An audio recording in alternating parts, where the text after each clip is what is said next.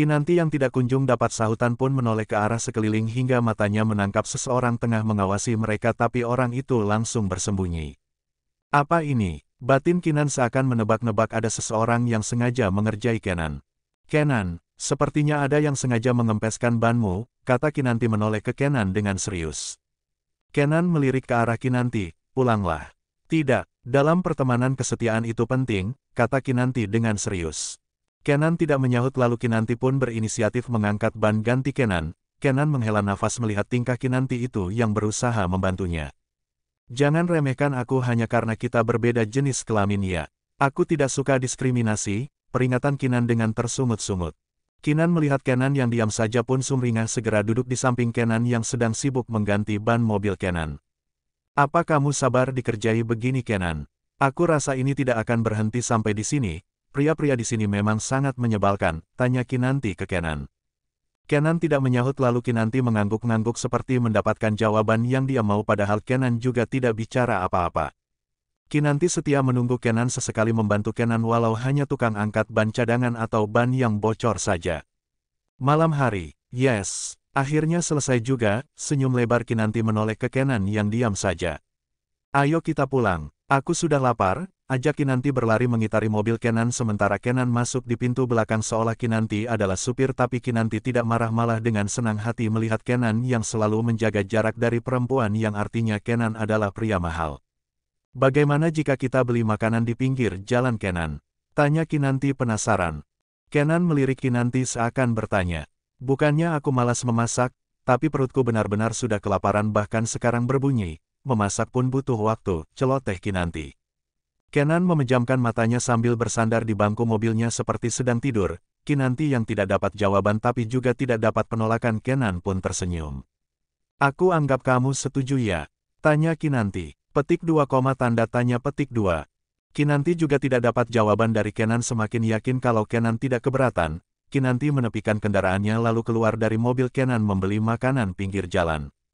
Kenan membuka matanya dan mengeluarkan ponselnya yang bergerar. Kenan mengangkatnya ternyata ia diceramahi panjang X lebar oleh adik-adik perempuannya yang tidak terima dengan cara Kenan pergi dari rumah meninggalkan fasilitas mewah demi keinginan diri sendiri yang tidak masuk akal itu. Diamlah, kata Kenan lalu mematikan panggilannya secara sepihak. Sisi dan Katie sudah pasti mengomel-ngomel di sana dengan tingkah menyebalkan abangnya itu. Tak berapa lama Kinanti kembali membawa 2 kantong plastik makanan lalu diletakkan di sampingnya yang kosong sebab di belakang ada Kenan. Ayo kita berangkat, ajak Kinanti tersenyum lebar sambil melajukan kendaraan Kenan setelah memasang seatbeltnya.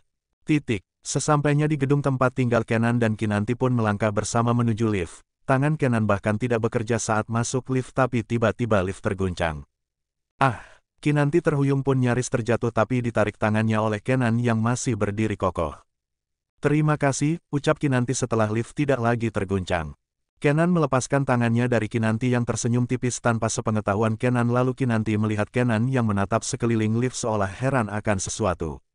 Di sini gedungnya sudah lumayan tua Kenan jadi liftnya masih model lama dan terkadang rusak, jelas Kinanti.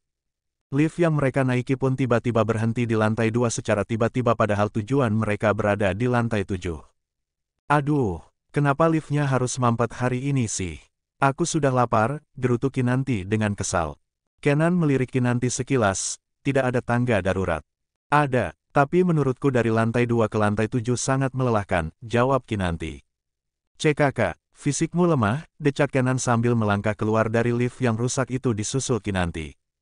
Apa kamu pikir naik tangga tidak butuh tenaga? Aku sangat lapar lalu diajak naik tangga.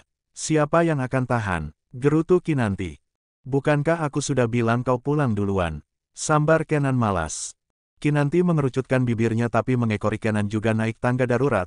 Kenan tiba-tiba berhenti dan menoleh ke belakang Kinanti yang sedang memegang perut sambil menenteng kantong plastik makanan. Kenan menghela nafas lalu kembali menuruni tangga dan tanpa embel-embel berbicara apapun Kenan menggendong Kinanti yang memekik segera menutup bibirnya dengan tangannya. Kinanti melebarkan matanya syok dengan perbuatan Kenan itu. Lemah, umpat Kenan melangkah menaiki tangga sambil menggendong Kinanti. Kinanti melihat ke belakang pun merasa ngeri. Aku pegangan ya. Aku takut kamu akan menjatuhkanku tiba-tiba, kata Kinanti lalu segera melingkarkan tangannya di leher Kenan sementara makanannya diletakkan di perutnya. Kenan diam saja tanpa tahu kalau hati Kinanti memekik senang digendong oleh Kenan. Kinanti sendiri heran mengapa ia malah senang dengan perbuatan Kenan padahal mulut Kenan sangat pedas tidak sesuai dengan tipe semua perempuan yang menyukai pria dengan mulut romantis. Kenan akhirnya tiba di lantai 7 dan Kinanti diturunkan tepat di depan pintu. Kinanti membuka pintu darurat mempersilahkan Kenan duluan lalu mengekor dengan jarak aman di belakang Kenan. Tentu saja Kinanti senyum-senyum dengan kepala tertunduk. Pria gentle, gumam Kinanti sangat pelan nyaris berbisik. Titik. Sebelum Kenan masuk ke rumahnya Kinanti menyerahkan satu plastik yang Kinanti beli ke Kenan. Hari ini saja aku tidak memasak tapi besok akan aku usahakan memasak jika pulang kita tidak selarut ini, ya. Kinanti. Kenan menerima itu lalu langsung masuk ke rumahnya tanpa mengucapkan terima kasih. Kinanti tidak tersinggung karena menurutnya hal itu sudah impas saat Kenan menggendongnya tadi. Apa aku pura-pura lemah saja ya? Gumam Kinanti tiba-tiba ia memukul kepalanya sendiri untuk segera sadar. Jadilah diri sendiri, rutuk Kinan pada dirinya sendiri lalu segera masuk ke rumahnya sambil tersenyum. Titik. Kenan sebenarnya juga lapar tapi disembunyikan dengan baik dan beruntungnya lagi perutnya bisa diajak kompromi tidak membuat Kenan malu di depan Kinanti yang mengeluh lapar. Ketika Kenan mencoba masakan pinggir jalan itu ternyata lebih enak dari pikirannya, ia makan dengan tenang tanpa peduli pelaku yang mengerjainya.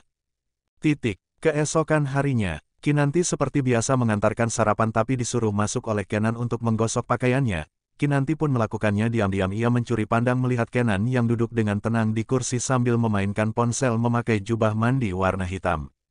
Kenan hanya fokus dengan ponselnya tanpa melihat Kinanti yang sedang menggosok pakaiannya seperti seorang art tapi tidak dibayar karena Kinanti hanya minta diberi tumpangan gratis ke tempat kerjanya. Sementara Kinan sedang berperang dengan pikirannya sendiri. Kenan melihat tangannya lalu beralih ke Kinanti bukan karena tertarik melainkan ingin tahu apa saja yang Kinan lakukan sehingga menggosoknya lama sekali. Udah, tanya Kenan mengagetkan Kinanti. Kinanti kaget, sebentar lagi, ucap Kinanti dengan kikuk. Kenan tahu Kinan melamun tapi tidak tahu apa yang Kinan pikirkan. Fokuslah, pinta Kenan kembali memainkan ponselnya. Iya, jawab Kinanti menarik nafas dalam-dalam lalu fokus menggosok pakaian Kenan. Sudah, kata Kinanti. Pergilah, usir Kenan dengan santai. Kinanti pun berbalik pergi dengan langkah terburu-buru menutupi kedua pipinya sendiri. Kenan mengerutkan keningnya mendengar langkah kaki Kinanti yang tergesa-gesa itu. Setelah berpakaian lengkap Kenan sarapan lalu melakukan VC dengan Karina yang bahagia sekali dihubungi Kenan. Maaf Ma, sepertinya hari Minggu ini aku tidak bisa pulang, aku sudah dapat pekerjaan, kata Kenan dengan wajah tenangnya yang sedang sarapan. Benarkah sayang? Tidak apa-apa nak, yang penting kamu tidak boleh makan terlambat ya. Itu siapa yang masak sayang? Kenapa mama baru tahu kamu suka sarapan dihias begitu? Tanya Karina. Oh, hanya tetangga yang suka seni, dia teman satu kerja dan bayarannya dia ingin numpang ke tempat kerja dengan gratis, jawab Kenan. Siapa yang mengajarimu jadi picik sayang? Kebetulan kalian bekerja di tempat yang sama kan? Apa sulitnya membantu sesama Kamu harus bayar dia ya. Mama tidak suka kamu terlalu memanfaatkan kelemahan orang lain. Karina mengomeli Kenan. Kenan pun terdiam lalu menerima usulan Karina. Baik Ma, jawab Kenan. Karina pun tersenyum manis mendengar kepatuhan Kenan lalu Kenan melihat jam tangannya tentu ia harus mematikan panggilannya sebab ia akan berangkat bekerja. Karina begitu bangga dengan putranya yang begitu mandiri itu. Jika apapun keinginan Kenan dicegah maka Kenan tidak mau mendengar nasihat siapapun walau sampai mulut orang yang memberi nasihat berbuih. Saking banyaknya omelan tapi Kenan masih mau mendengarkan nasihat baik mengenai perilakunya terhadap orang lain.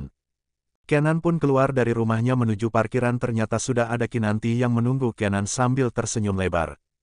Kenan heran sejak kapan Kinanti menunggunya tapi ia terlalu malas menanyakan hal itu karena menurutnya itu bukan urusannya. Seperti biasa Kinanti mengendarai mobil Kenan sampai ke tempat kerja.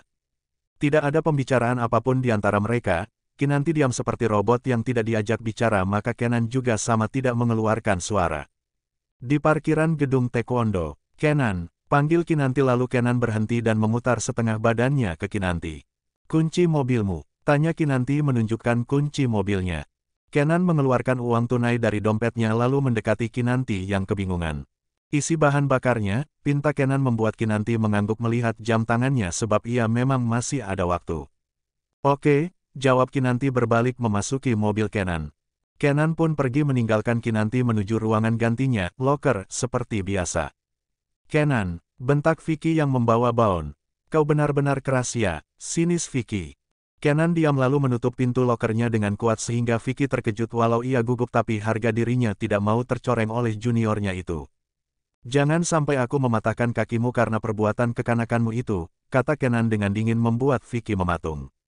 Baon tak terima Kenan main pergi saja pun menahan dada bidang Kenan. Kenan memegang pergelangan tangan Baon lalu memukul titik vital persendian tangan kanan Baon hingga lemas dan tidak sanggup melawan Kenan. Kenan memutar tangan Baon di balik punggung Baon lalu menendang bokong Baon sampai tersungkur.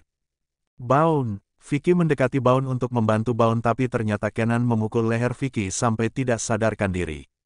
Kenan menatap dingin Baon yang langsung menyerang Kenan tapi dengan mudahnya Baon juga tak sadarkan diri karena ulah Kenan yang malas mengeluarkan keringat jadi membuat lawannya tak sadar saja. Mengganggu saja, kata Kenan dengan dingin lalu meninggalkan kedua manusia lemah itu. Kenan malah melanjutkan pekerjaannya dengan tenang tanpa peduli suara Mick yang telah berulang kali memanggil Vicky dan Baon yang tak kunjung datang untuk memulai pelatihan murid. Kini Kenan sedang makan siang seorang diri di kantin dan tiba-tiba mejanya digebrak oleh Vicky. Kau benar-benar tidak pantas dibiarkan hidup, geram Vicky dengan marah. Kenan malas menanggapi Vicky hal itu semakin membuat Vicky murka dan melempar piring Kenan sampai berserakan. Kenan yang melihat makanannya berjatuhan segera bangkit dan meninju Vicky sampai tersungkur mengenai meja makan lainnya. Baon datang membawa Oji dan Diki langsung membantu Vicky yang terluka. Tidak usah hiraukan aku, cepat beri pelajaran manusia angkuh ini, teriak Vicky memegangi tangannya yang terluka. Para murid dan pelatih yang sedang makan hanya bisa berlari mencari bantuan, ada yang mendatangi Molen dan ada juga yang mendatangi Kinanti sebab hanya Kinanti yang barbar begitu berani melawan pria yang merundung Kenan. Pertengkaran pun terjadi di kantin itu, Kenan tidak akan menyerang jika ia tidak diusik tapi perbuatan sombong Vicky itu mengusik Kenan. Oji dan Diki pun mudah dikalahkan oleh Kenan lalu Kenan mendatangi Vicky dan menarik kerah baju Vicky. Sudahi mainan kanak-kanakmu ini atau kau akan melihat kemarahanku, kata Kenan dengan dingin lalu mendorong Vicky yang mengepalkan tangannya begitu marah tapi juga tidak bisa menjatuhi Kenan.